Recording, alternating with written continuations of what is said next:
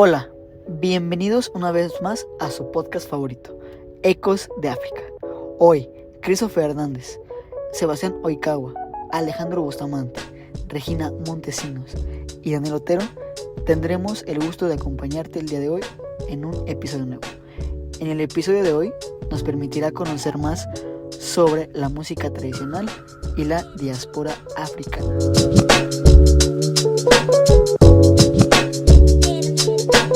África es uno de los continentes más diversos musicalmente hablando, con tantas músicas y tradiciones que pareciera imposible contar todas. Esto se debió en gran medida a la época del colonialismo de países como Francia, que motivó a los jefes de diversas tribus a crear grupos pequeños que con el tiempo se volverían etnias. No solo esto, sino que por la geografía y gran extensión de África, diversos grupos africanos se dividían en busca de lugares de siembra o de mejor calidad de producción, llevando a que estas etnias se separaran unas de otras. Y por último, por la misma trata de esclavos que ocurrió durante el periodo colonialista, no se les permitió a las tribus crear vínculos significativos entre ellas, lo que llevaba a una mayor diversidad. Esto trajo al resto del mundo la influencia africana, no solo en la raza de la población, sino que también culturalmente hablando, siendo uno de los ejemplos de esto la influencia musical de África en el resto del mundo. En un solo capítulo de podcast no se puede hablar de toda música del continente. Por esa razón abordaremos dos territorios en específico en el podcast. Uno es la música tradicional guinea y el otro la diáspora de esta. Posteriormente hablaremos de la música tradicional en África Occidental y su diáspora.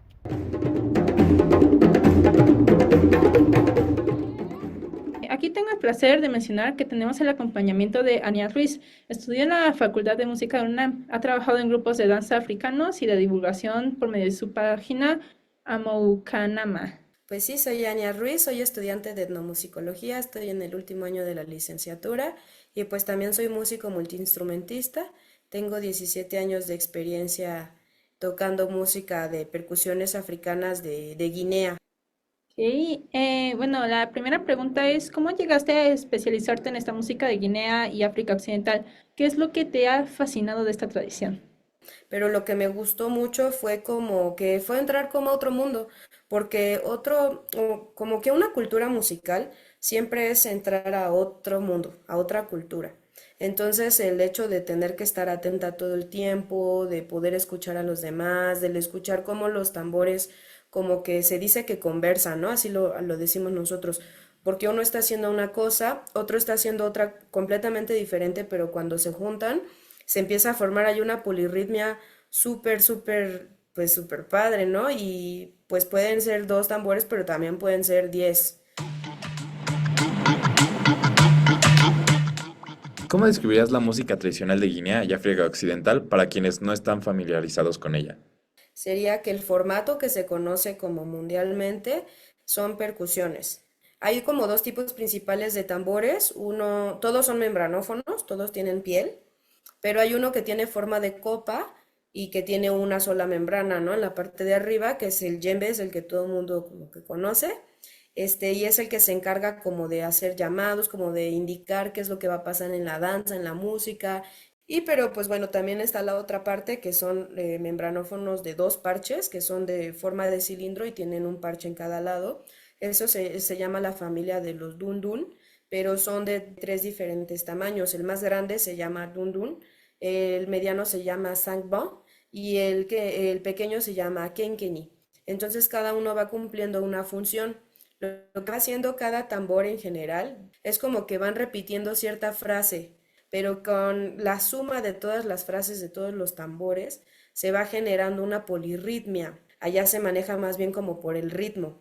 Es el ritmo soli, es el ritmo kasá, es el ritmo tiriba, ¿no? Y entonces ahí ya se va formando como un repertorio en el cual uno puede solear, puede bailar, puede hacer un montón de cosas, ¿no? Y que también son parte de un contexto social y cultural muy rico en África, pero pues que desgraciadamente aquí en México no hemos podido tener mucho contacto con eso. ¿Cuáles partes del mundo han recibido un mayor impacto musical con la diáspora de Guinea y África Occidental? Híjole, yo creo que eso sería difícil decirlo. Yo creo que es un fenómeno poco estudiado fuera de Guinea, ¿no? Fue algo que se puso muy de moda, por ejemplo, como lo mencionaba, ¿no? En Francia, en mediados de los ochentas, pero en México llegó después y entonces la moda fue después, ¿no? Entonces, pues justamente como no es algo que se pueda como cuantificar de dónde haya tenido mayor o menor impacto, entonces sería como un poquito como difícil, muy complicado como hacer esta medición, porque la globalización ya no es como tan rastreable, ¿no? O sea, ya puede ser casi inmediato que alguien en Corea vea en YouTube un tutorial, porque ya hay tutoriales, ¿no? Y comience a estudiar y arme su grupo también, ¿no? O sea, sería un poquito complicado responder esa pregunta, pero yo te podría responder que en Latinoamérica, los países donde más como que se ha arraigado ha sido México, Chile y Argentina. En Guinea, cantar, tocar música y bailar son parte de la vida cotidiana. Los cazadores, helis y herreros tocan canciones y ritmos de percusión para ocasiones específicas, y cada ritmo tiene un significado específico. Estos se tocan en toda Guinea por los grupos étnicos Malinke, Sousou, Baga, Fula, etc. La música tradicional de Guinea es un acompañamiento a bailes y tradiciones. Las principales características son el uso de una rica orquesta de percusiones. Del mismo modo, los ritmos y patrones son esenciales para este tipo de música. Cada ritmo tiene detrás un significado cultural, lo que ocasiona que cada tambor tenga patrones específicos. El género más representativo de Guinea es el balele, en el cual cantan un grupo de mujeres, quienes bailan y generan una relación notoria música-danza. El propósito de este género es el festejar las celebraciones y momentos especiales de sus pueblos. Los ritmos suelen ser polirrítmicos, es decir, que se combinaron varios ritmos distintos que se tocan al mismo tiempo. Esto como si fueran diferentes patrones de golpes que se incorporan. Estas músicas suelen tener una variación que lleva el nombre de échauffement. Lo que hace la variación es el cambio de los ritmos, intensificándolos, para que los bailarines tengan una parte más movida. Principalmente, la música de Guinea hace uso de 1 a 3 tambores de dobles caras. Uso del dundófola para mantener el ritmo principal. Por el otro lado, el tambor djembe báfola es usado para acompañamiento o para solistas. ¿Cuál es su experiencia con instrumentos africanos? ¿Qué instrumentos de africanos ha tocado? De conocer, de tocar son el djembe y toda la adaptación de dundunes. Hay dos formas de tocar los dundunes que siempre son los tres, ¿no? Dundun, sakban, kenkeni. Entonces yo he tocado como esas dotaciones. O sea, yo puedo tocar de forma independiente cada tambor, pero también como batería y también el djembe.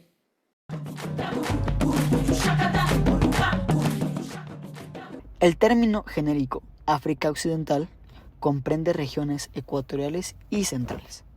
La base musical será la lengua hablada y su organización tonal. Una palabra puede tener distintos significados dependiendo de la entonación. Un ejemplo es la palabra lisaca. Si se pronuncia sobre 3 tonos bajos iguales, significa marcha. Si su tercer sílaba se eleva, significa promesa.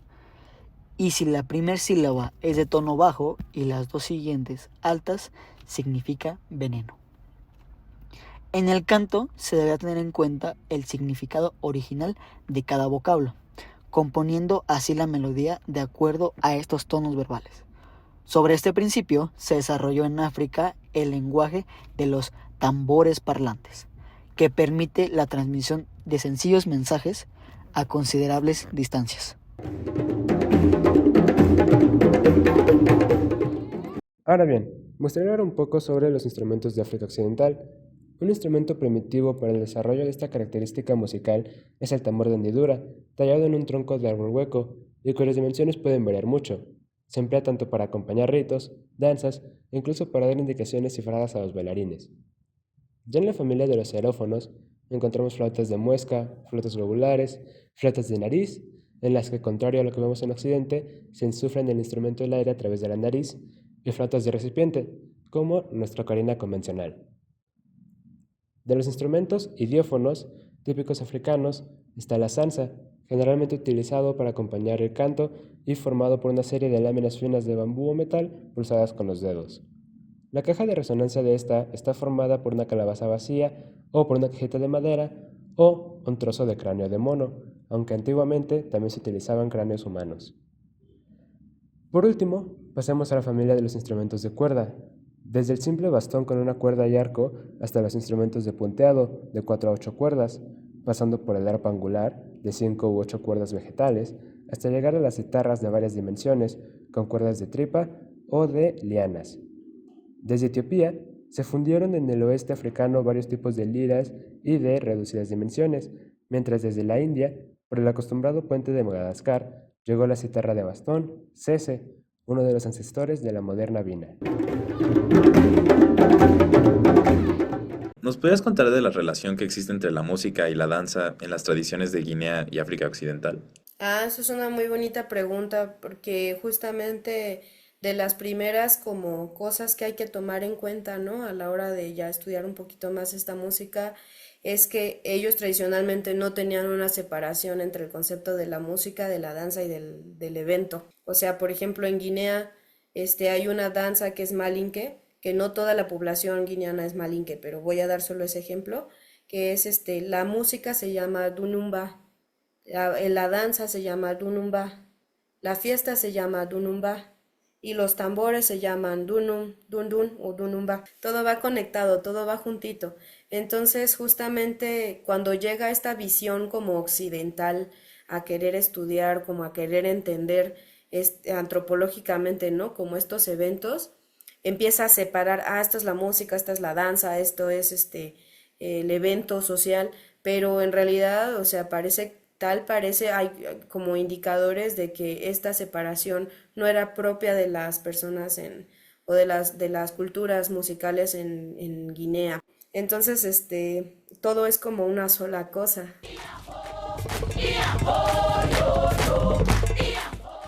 A principios de la década de 2000, en el balcón del segundo piso del mercado Bugolobí de Kampala, había un pequeño y discreto tenderete. Estaba repleto de ordenadores, escáneres y otros aparatos electrónicos, y lo regentaba un joven que por un módico precio ofrecía servicios digitales al vecindario.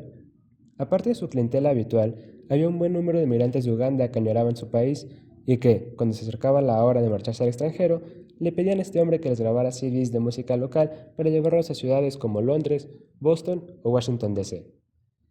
La música de estos CDs evocaba el calor de la nación ecuatorial durante el invierno, ponía banda sonora a las reuniones de sus compatriotas y educaba también a sus retoños, nacidos y criados fuera, en aquella cultura que sus nombres y rostros delataban, pero con la que no tenían más que una conexión inestable. El artista británico ganés Hagan habló sobre su conexión con la música africana. Fui también a una iglesia ganesa y muchos de los ritmos allí eran muy parecidos a los que tocábamos en nuestras veladas y fiestas. Cuando estaba en la universidad y el funk estaba en auge en Reino Unido, empecé a identificar los ritmos que escuchaba de niño en dicha música. Quería añadir mi propio giro al género y ver si podía incorporar algunos de los elementos que escuchaba en mi infancia.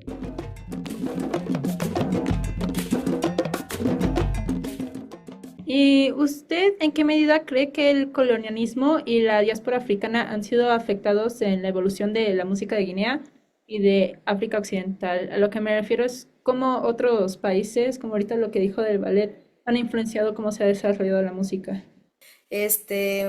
Pues justamente el formato del ballet africano surge por estas consecuencias, ¿no? Del colonialismo, ¿no? De que precisamente todos los países, sobre todo de África Occidental, por ahí de los 50, que comienzan a emanciparse, y en el caso muy específico de Guinea, que se emancipa de Francia en el año 52, tiene que crear una identidad cultural. Y qué mejor que crear, o sea, qué cosa tan rápida, tan efectiva, tan fuerte como crear música y danza, ¿no? O sea, tienes lo auditivo y lo visual, tienes lo corporal. Entonces, pues justamente se crea el formato ballet, ¿no? Y se crea como retomando un poquito como la música tradicional, porque necesitaban como crear identificación en la gente, ¿no? Para que dijera, claro, soy guineano, o este nuevo país que se llama Guinea, bueno, ok, ya yo soy guineano, ¿no? Muchísimas gracias. Y si nos podrías dar como dónde te podemos encontrar, tus datos, tu página. Sí, muchas gracias. Bueno, pues el proyecto cultural se llama Amucanamá. Amucanamá es una palabra que en susu significa como todo está bien. Sí, muchas gracias, Ania. Muchas gracias.